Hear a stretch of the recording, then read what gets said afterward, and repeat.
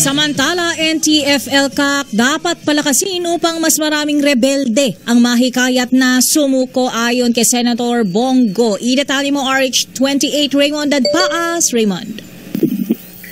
Dapat lang na palakasin ang operasyon ng National Task Force to End Local Communist Armed Conflict o NTF-ELCAC upang mainggan yung mga barangay na paigtingin ang kanilang panawagan sa mga rebelde na magbalik loob sa gobyerno.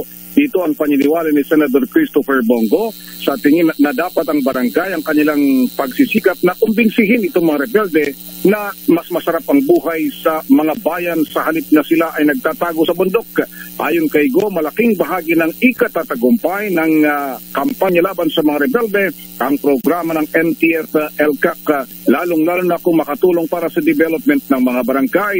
Paniwala ng senador, panahon na upang tapusin ang nangyayaring labanan sa pagitan ng pwersa ng gobyerno at mga rebelde dahil kung may namamatay na mga rebelde o kaya mga sundalo ay merong pamilyang Pilipino na nauulila sa ito ay na nangyayari sa ating bansa.